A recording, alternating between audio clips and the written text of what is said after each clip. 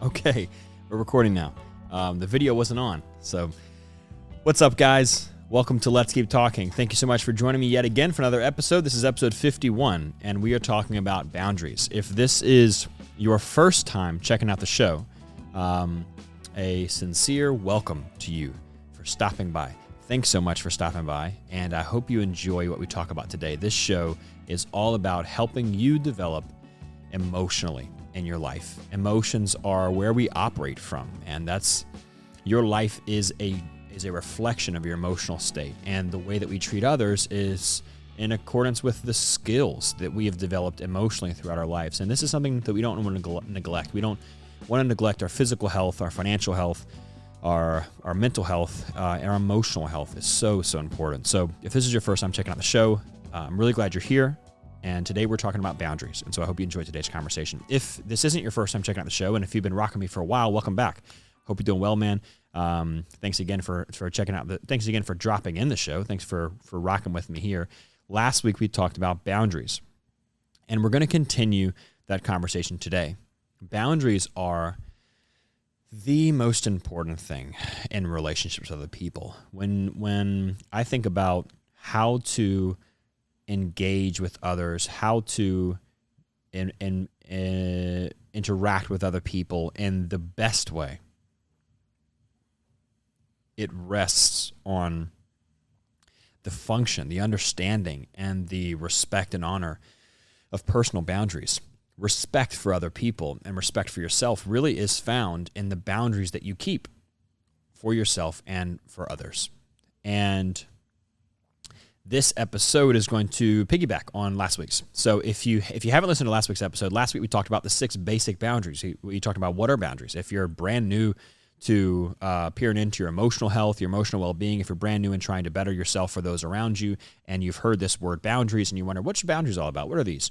This isn't the episode to start with. Last week's would be the episode to start with, where we talked about what are boundaries, what is their purpose. We talked about how they're a line in the sand. They're a place not to be crossed. They're where you end and someone else begins. And we talked about the 6 basic boundaries that exist in relationships. And those are, to review quickly, emotional boundaries, time boundaries, money boundaries, physical space boundaries, sexual space boundaries, and intellectual boundaries. If you haven't checked out that episode, go back and watch that one. Go back and listen to that one, man, because that's going to be the prerequisite to this. I know sometimes it's not fun to get into an episode and have to move to another one, but I tell you, as the host of this show and as the teacher here, I don't want you to listen to today's episode if you haven't listened to last week's, okay? But if you have listened to last week's, then welcome back. It's awesome to have you. And today we're talking about how to strengthen your boundaries. So again, if you've watched last week's video, listen to last week's episode, then you are ready with your boundaries. You've listened to the 6 and you've decided that those fit you or they don't. You've picked the ones that were awesome. You picked the ones you don't like and you discarded them. And then you ask yourself a couple important questions that we finished with in the last episode to see how specific you need to create your boundaries in your life. Now, here's the thing that we're talking about today. Today we're talking about once you have boundaries, what you wish for people and what you'd like people to interact with you with, and what type of lines for communication you want to hold and you want to preserve. How do you strengthen those boundaries so that when you're interacting with other people and you get some pushback, you don't flip into being defensive and even offensive. You don't attack people who push back on your boundaries. When they're strong, you can relax into them. The greatest illustration I have for the idea of strengthening your boundaries and how important that is you don't need a vicious guard dog when you have a strong gate. If you walk by someone's house and they have just a dog going crazy in the front yard, it's meant to scare you away from the boundary. It's meant to keep you away from this kind of weak defense line that is this broken down picket fence or whatever it is around that person's property line. If someone has a really strong border around their property, then there's not a need for the scare tactics. We don't want to Wizard of Oz our boundaries. We don't want to make a grand presentation of all the strength and the fear and the you better not behind our boundaries, guys. We want to have strong boundaries that are important to us and ones that we don't have to argue about. And this will set us up greatly for the next episode where we talk about how to, in real life, negotiate with people who want to push back on our boundaries. But once you've found the boundaries that are important to you, I've got my 6 here that I'm going to share with you to start this episode. Once you've found those, then I want to walk you through the process of strengthening them. So what I'm going to do is I'm going to share with you, I have 6 boundaries in my relationships with my romantic partner. And I think that's what most of this conversation kind of hovers around, is romance with partners. And I want to share with you my 6 boundaries. And then I want to walk you through the reasons that I have for each one. And now here's the thing, guys. A strong boundary is a supported boundary. It's a boundary that is rooted in reasons that are close to your values and personal beliefs about life itself. If you just have a borrowed boundary from someone else that you want to deploy like a smoke screen when someone gets too close to you, it's not really going to work. Boundaries are not a chalk line in the sand. They're a wall. They're a gate that says there is no further than this. And the deeper you have those boundaries rooted in personal beliefs and experiences, then you're going to be able to be a lot stronger when you're upholding those boundaries. And it'll make communications a lot less argumentative, because it's not something you're there to debate. You know why these boundaries mean a lot to you, and so you're down to uphold them. Okay? So let's hop into my 6 boundaries, and then let's break down the reasons I have behind each boundary so that maybe you can find some that are helpful. And I hope that, if anything, me walking you through mine and the reasons inspires you to strengthen up your own. So here are my personal boundaries. I have 6. 1, my time and money are my own, and I can share at my own discretion. My first boundary with my relationship romantically is my time and money are my own, and I can share them at my own discretion. We're not going to go through the details yet. We're going to do that next. I'm going to list all 6 of them first. The second one, I won't be persuaded with punishment or guilt. My second boundary is I won't be persuaded with punishment or guilt. Number 3, I have the right to privacy, meaning you won't know my passwords or have my location or be able to gain access to my personal thoughts, feelings, and experiences unless I want to share these. Reference number 2, I won't be persuaded with punishment or guilt. Number 4, I'm a separate person with a separate identity. In other words, we don't have to agree on everything, have the same friends, or always go to the same events. Number 5, I will not tolerate disrespect, and I will not give it. And number 6, communicate your assumptions in relationship with me. These boundaries for me foster trust, appreciation, and respect in my relationships with others, and even more so in my romantic relationship. And to me, having these boundaries ensure that resources are clearly separated to prevent conflict and assumptions. Here is where I really do believe that the devil is in the details. When resources are not clearly separated and ownership is established, then there's a lot of entitlement that can seep in. My boundaries that I have in my relationship clearly defines that those resources belong to their owner and can be shared at their discretion. There's no entitlement here. My boundaries also ensure closeness, emotionally, physically, sexually, that closeness is appreciated, honored, and cherished, and not demanded or expected. Time, money, and touch are a gift when given, not a right. I believe my boundaries also ensure that no one is treated less than human because of differences. This keys into our intellectual boundaries.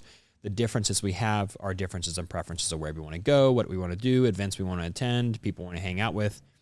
You have a right to a separate identity, and so do I. And for me, that helps us foster an environment where we respect each other despite our different interests.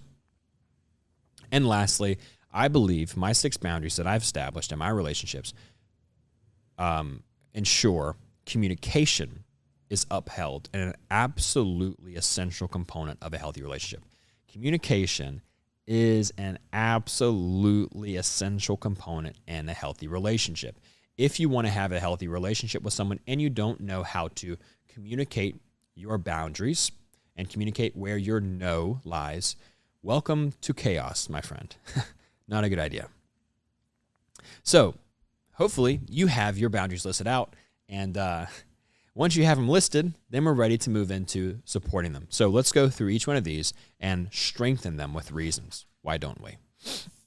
I do want to say before we go into here that the lesson, one of the major lessons about today's episode that I want to share with you is that growing up looks like learning that setting boundaries do not stop boundary crossers. That's a big lesson.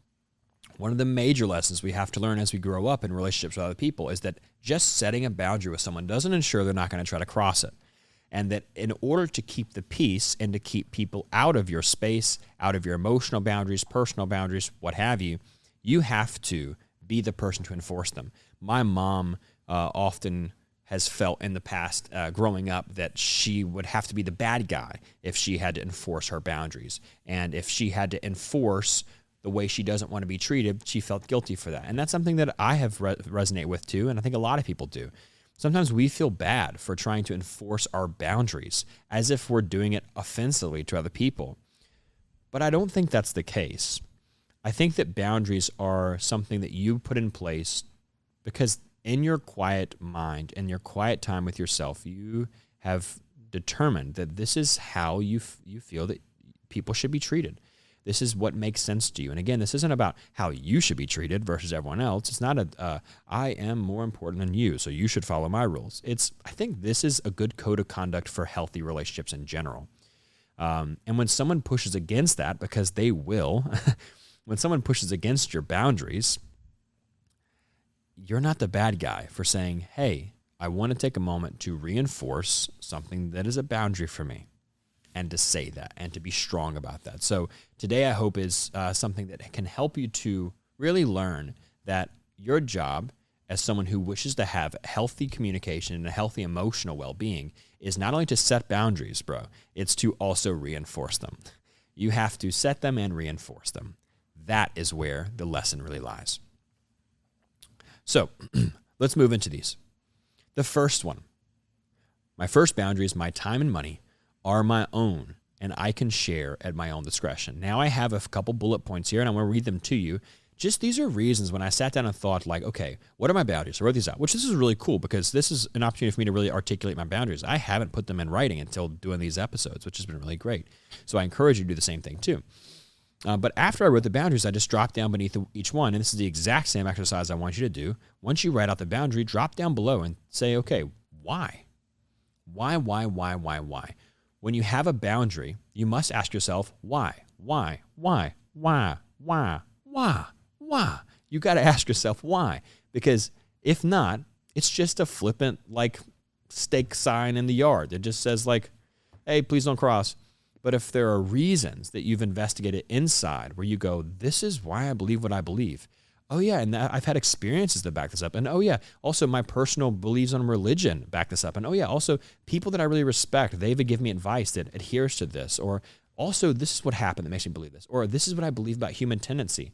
When you have deep-rooted boundaries, they're very strong. So write your boundary out and then drop below it and say, why? Why do I believe this? And you might come up with some things like I have. My time and money are my own, and I can share them at my own discretion. Why? Time and money are precious resources to their owner. Why? Expecting money or time from someone and not getting it pisses me off, and others, in my experience. So I prefer to respect someone's right to give and share those resources as desired, and expect only what people explicitly commit to. Another reason why. I get so angry when someone demands my time or attention instead of asking. I do. My teeth come out, and that will only escalate. No bueno. Entitlement is a horrible trait, and I don't welcome it in my relationships, even when it tries to masquerade as a socially acceptable relationship norm. That's a big one. The last two, being respected in my, quote, no, I don't have the time or money, makes me feel uber appreciated when I say, yes, I can do or give that. When you respect my no, I don't have the time or the money to do that. It makes me feel so much more appreciated when I say, yeah, I'd love to do that for you. Because you know that I'm doing it out of freedom. I'm choosing to help you out. I'm choosing to give to you. And I guess that makes me feel appreciated and just seen. I don't know if appreciated is the right word per se, but it definitely makes me feel like the giving is much more clear when I'm being generous. And the last one, I hate feeling angry at those I love, and this keeps the anger at bay. So these are the 6 reasons that I have listed below: the financial boundary and the time boundary. My time and money are my own, and I can share them at my own discretion. These are the 6 reasons. Please go back and listen to them if you want to rewind through them. These are the 6 reasons that I believe this. And I really sat and thought, okay, what else? And that's all that I could come up with. And those are all experiences that root back to, those are all things that root back to experiences. There are things that root back to my personal beliefs about how people act. And that's a really strong boundary for me. The second boundary I have: I won't be persuaded with punishment or guilt. I won't be persuaded with punishment or guilt. There are 4 supporting reasons below this boundary, and I'm going to read them to you. There is nothing more disrespectful than coercion. I lose respect for people who attempt to use it. Because of number 5, which is I won't give respect or I won't sit around for it, or I won't give disrespect or sit around for disrespect. This means if you're using this poisonous emotions in a negotiation with me, I'll have to bow out because I'm not willing to spiral down into bleeding until we're both even. I won't do disrespect with you. I won't give disrespect to you. And I won't tolerate it from you.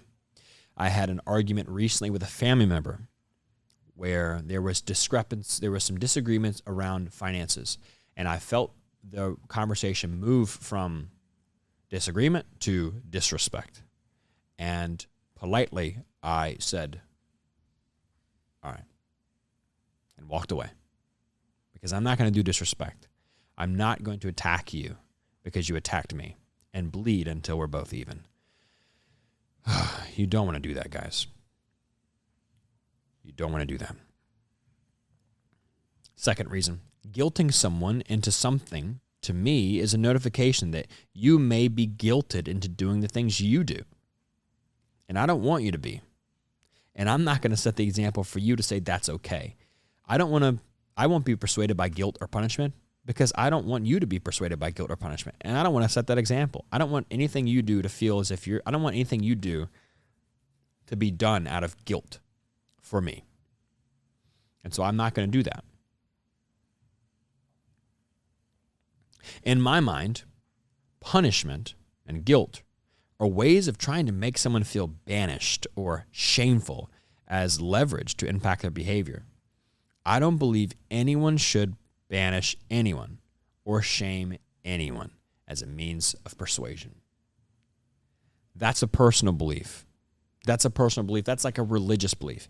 I don't believe that anyone should banish or be shameful to anyone as leverage or persuasion. I don't believe it. I don't stand for it.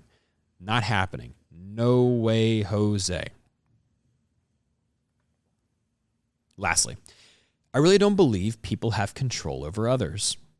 I think the semblance of control over other people experienced is often as a result of a Wizard of Oz presentation of their demands and threats. Using fear, threat of punishment, or guilt and shame are the mechanisms by which we wield a larger threat than we're capable of backing. It's really a deceptive display of power, and it doesn't work for those who have themselves sat behind the curtain. It doesn't work for those people who realize that they themselves are also capable of Wizard of Ozing their own boundaries and no's to make them sound much more grandiose and threatening than they really are. So when you realize that it's not really a respectful or effective thing to do to communicate your boundaries in a very aggressive way or a sharp way or a disrespectful way, when you realize it's not effective or respectful to communicate to people in a disrespectful and grand, threatening way, then you kind of stop being persuaded by the grandiose threats and the fear-mongering that sometimes people can use when trying to persuade your behavior. Those are the 4 things I have below my second boundary, which is I won't be persuaded by guilt or punishment. Now, real quick, I want to take a pause. Can't you see how these boundaries are much better than a hope? For most people, the boundaries they set in relationships are just a hope. They just wish they would be treated that way. This process of taking the boundary you have and writing out the reasons beneath it is the way to strengthen that boundary, to make it real, to make it something you don't just wish, but it's something you're actually going to enforce in your relationships as a tool to have healthy communication. You have to list out the reasons, or it's just a wish. The third thing, the third boundary, I have the right to privacy. You won't know my passwords or have my location or be able to gain access to my personal thoughts, feelings, and experiences unless I want to share.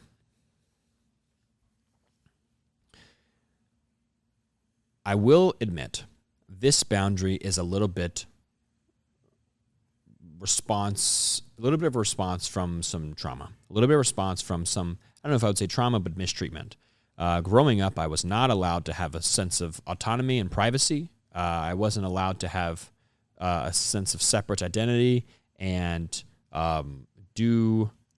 have my own beliefs and thoughts and freedom to explore my life, sexuality, experiences, the things that are important for growing up and developing as a person. And so as an adult, I can be a little bit sharp and a little bit aggressive with my defense around my own personal right to privacy and separateness. This is something that I do hope to pull back on a little bit, but to be completely honest, this is where I am now. And I think that's really important. Sometimes your boundaries you've set are a defense mechanism to pain you felt in the past, and you'd like to be a little bit more relaxed and less aggressive on those boundaries. On the same coin, I think it's important that you take the time to adjust your boundaries as you heal, adjust your boundaries as you become more trusting, adjust your boundaries as you feel more relaxed. Don't rush the process. So this boundary is a little bit on the offensive. It's a little bit in response to some pain I experienced in my past, but it's still a boundary nonetheless. So let's go through the supporting reasons. A true sense of individuality is very important to me. There are things about myself that I do not wish to share with my romantic partner until I am ready. And even then, I may ration out the information as I feel it will be received well. There are some things in my past that I've shared with partners that, because I shared them out of the desire to be close and to share, I was ridiculed about it and made to feel bad and shameful about things that were not shameful. They were expressions of who I am. And so I fear that sometimes if I express who I am to someone, then they're going to judge me. It's not that I'm afraid what you're going to think. I'm afraid that you won't think much of me anymore. And that's just something that I take bit by bit. I'm comfortable with those things in my life. I'm not talking about past mistakes here. I'm talking about past experiences, expressions, things that I've tried and done, things that are part of my life experience and my journey. And if I want to share those with you, it's going to be because I think that you're someone that can appreciate them. And if I don't feel like that, I'm not going to cut you out. I just might keep that information out of the conversation.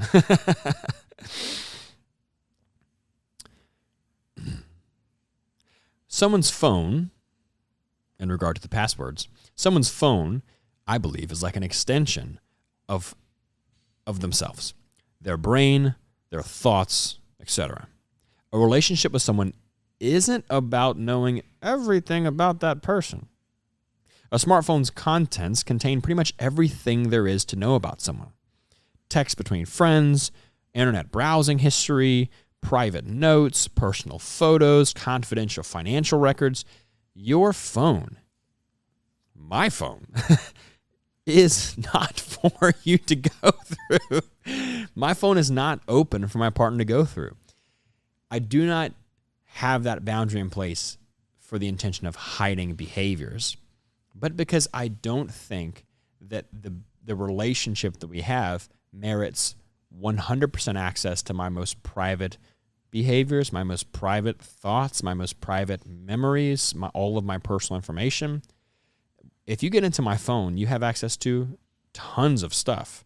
And I think it's important, back to the sharing thing and not entitlement, I think it's important I can share with you the things that are in my personal experiences that are harbored on my phone when I want to share those with you, not something that you now have access to because you're my partner. That's just my perspective on that, man. Trust to me feels like goodwill. The belief that generally someone has your best interest at heart. It's not a trait to use as leverage to gain access to everything about someone. Trust. I trust you. I trust you. I believe you have my best interest at heart, and you're not going to try to hurt me. I don't think trust necessarily grants access, per se. I think it's leaning on someone and believing that they have your best interest in mind. I don't think it then gives you the right to peer around and investigate everything they do to find their imperfections. I don't think that's what relationships are about. And lastly, you didn't have my location before we started our relationship. Why should you have it now? I can't think of a reason other than safety. This one feels a little bit reactive. You know, where are you? What are you doing? You know what? Fuck off, man. I'm going to do my own thing. I'm not out here cheating. I'm going to the bar with my buddy. I'm going to the gym. I don't want you picking your phone up and being able to tell where I am all the time and ask me where I am. For me, it's a little bit defensive. It's a little bit like, because in the past that was something that I felt like my privacy was intruded upon.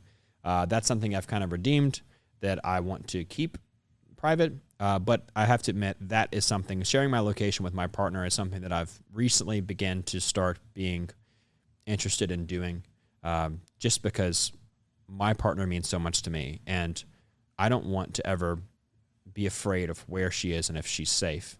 And so I imagine she probably feels the same way towards me. So yeah, I think there might be some progress on that one soon. Okay, last few boundaries.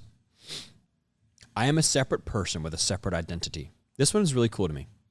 We don't have to go agree on the same things, have the same friends, or go to the same events. This is an interesting boundary because this doesn't feel defensive. It feels offensive. Maybe even some boundaries can be defensive, like I won't be talked to like that. But some boundaries or some requirements, even it might even be more phrased as a requirement. Some things in relationships are boundaries, like I don't want to be treated like that. Some things are requirements, like I want my partner to be like this. And both of those, I think, are in the same vein. I think that what you wish from your partner to have is just as important as it's just as important as the ways you wish not to be treated. They're requirements in your relationship, and they're important. You get them squared away before you get in a relationship. So let's talk about this one. This one is in large part about cultivating attraction and interest in each other. The reason this boundary is so important to me, this requirement in a relationship is so important to me, the idea that we have separate identities, is because this fosters for me so much attraction. It gives me so much attraction and sex appeal to my partner when I feel that they're other. Esther Perel is a great author and relationships therapist and coach, and she writes a book called Mating in Captivity, which is all about how to fuel desire in long-term monogamous relationships, just you and one partner. And a large part of it is creating separate identities. So this is something that I really think is a big part of a healthy relationship. I find it really attractive when my partner shares things with me, like a story that I don't know. That's really cool to me. I think it's really sexy when someone demonstrates independence, like going on a weekend trip with friends or attending an event without me. It makes me feel like that person has a life without me. In my past, I've had relationships with people that felt crowded and felt like our lives intermeshed with each other instead of having separate identities that then enjoyed relating to each other. So this is an important boundary for me that we have separate identities because it genuinely makes relationships fun to me. It makes me feel like you have a life and I have a life and we get to share those. If we don't do that, for me, it feels like we're all intermeshed and somewhat disengaged in our individual goals and aspirations in life. So very important to me. Very important boundary to me. The feeling that someone's life is me is a major turnoff. I want you to have other friends, other obligations, events, nights out, etc. When I think about what attracted me to my partner to begin with, it was partially the mysteriousness of a separate person. And I think that's something that goes wrong in a lot of relationships is people find each other, they like each other, they get close, and then they dissolve all the separateness. And that kills a lot of the mysterious curiosity and interest in one another. Not good for relationships in Braxton's opinion. I find it so attractive when someone thinks differently than me and communicates that to me intelligently. It's like, okay, I'm feeling a little bit of challenge here. This is good for me. I love it. The separate identities, this moves into intellectual identities. The separate perspectives on politics, religion, policies, like believing separate things, to me, stimulates a lot of conversation, and for me, stimulates a lot of growth in my own life. So it's very important to me. Again, not necessarily a defensive boundary, maybe more a requirement. In my opinion, having friends, hobbies, and interests outside the relationship is really like the secret sauce to romance. I'm not a romance and relationship expert per se, but that definitely seems like a huge key point. Having life outside the relationship is huge. Okay, last two boundaries. I will not tolerate disrespect, and I will not give it. I will not tolerate disrespect, and I will not give it is a very important boundary to me. Here's why. We disrespect others when they are not making us feel powerful. Bow to me or face punishment. Yeah, that's about right. But I think of power as control over myself, not others. I think power is control over yourself, not others. So it's really hard for someone to make me feel powerless and make me stoop to disrespect as a method of gaining ground. I think power is control over yourself, not other people. That's why I won't tolerate disrespect or give it, because I'm not going to stoop to that level as a means of trying to manufacture a feeling of power. I'm not going to derive my sense of power from my ability to get you to submit to me. I'm going to derive my sense of power from my ability to not submit to mistreatment. I think true power is not intimidation. I don't think intimidation is true power. But the resistance to intimidation represents true power. I want to be powerful. So at the moment, I choose the latter. I choose to find power in resisting intimidation, not generating intimidation. I don't feel powerful when I intimidate someone. I feel most powerful when I am able to sit in the face of intimidation, when someone's trying to Wizard of Oz their boundaries and their threats, and I feel at ease and calm. That's when I feel most powerful. Disrespecting someone is a sign of lack of power. Disrespecting someone is a sign of lack of power. I choose to be powerful. I really think you're better off in this life if you understand power is power not over others, but power over yourself.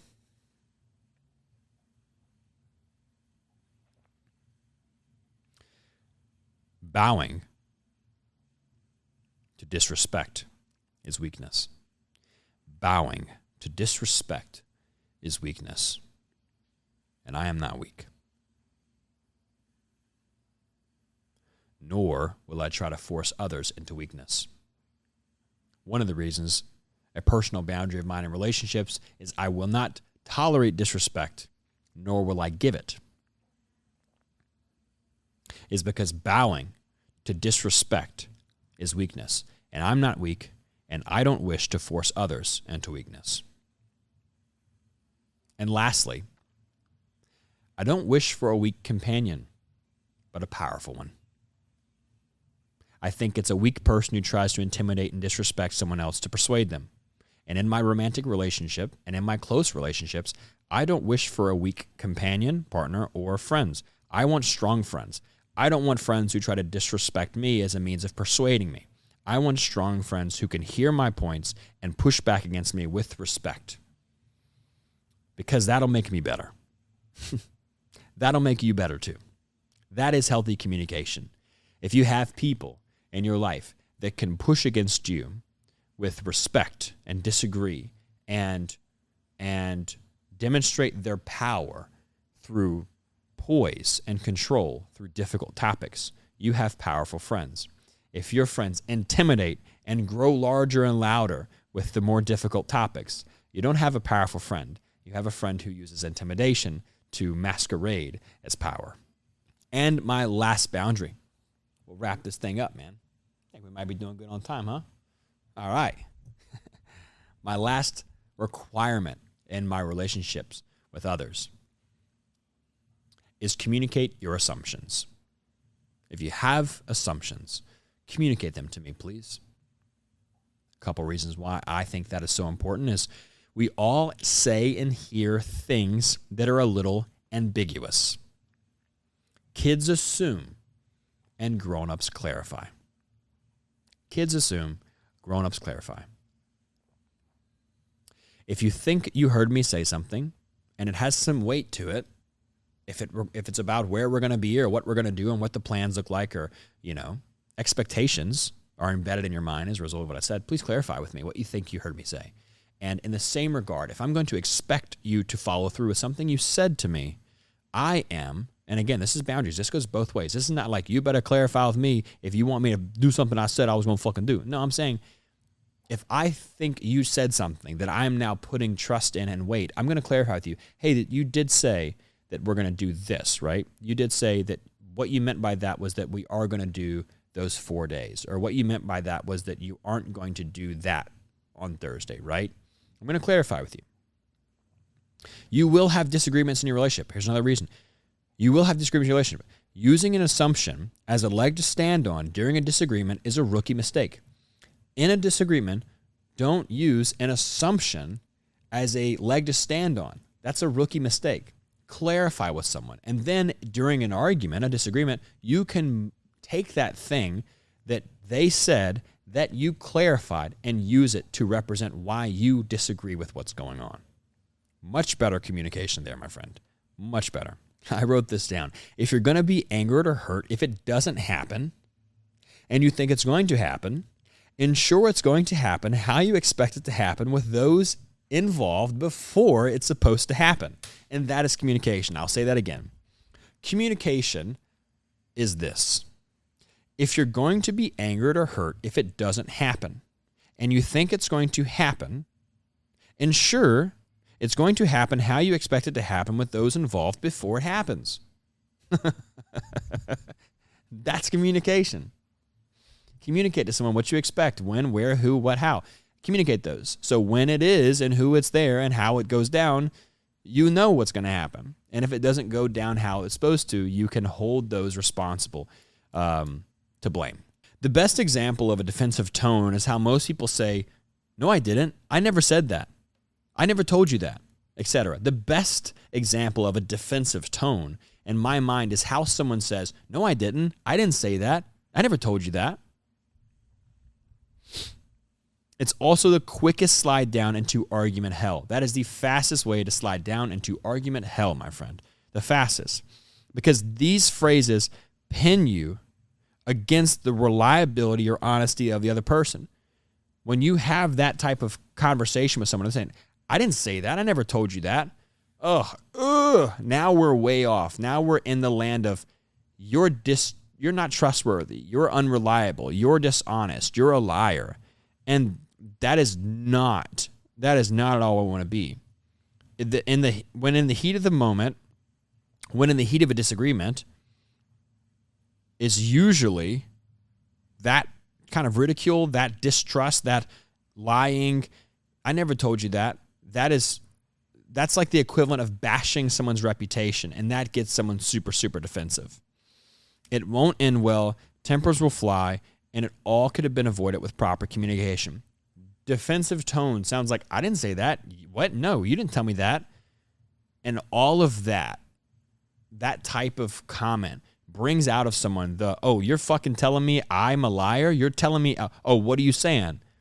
And that's like the equivalent of bashing someone's entire reputation. No bueno. You do not want to do that.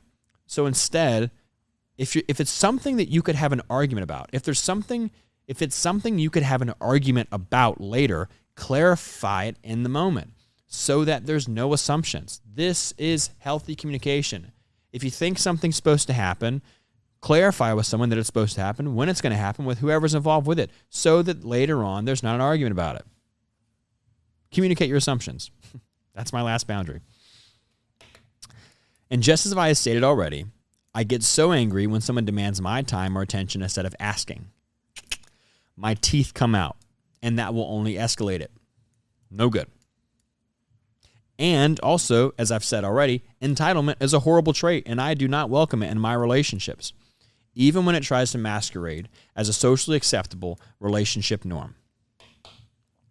You're supposed to do that. You're supposed to do this. Communicate that. Communicate that. Those are my 6 boundaries.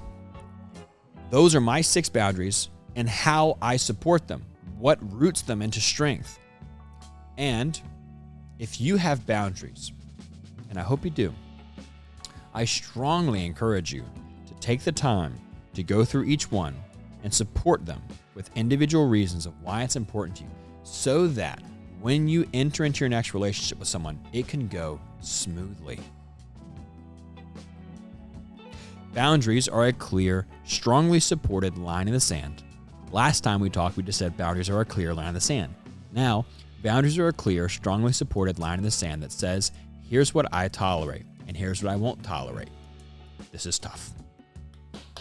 Next week, we'll talk about defending your boundaries with others. But first, make sure you've listed yours and you've added your supportive reasons. Guys, my desire, my intention for this show is that I can equip you to be a stronger person in relationships with other people. There is no better way that you're going to bring peace to your relationships than cultivating strong boundaries. No better way. I hope that this episode has been really helpful for you to get a grasp on boundaries and how to solidify them into your life. And as always, thank you so much for checking out the show. I hope to see you next time. And please don't forget to rate the show. Thanks so much. Peace.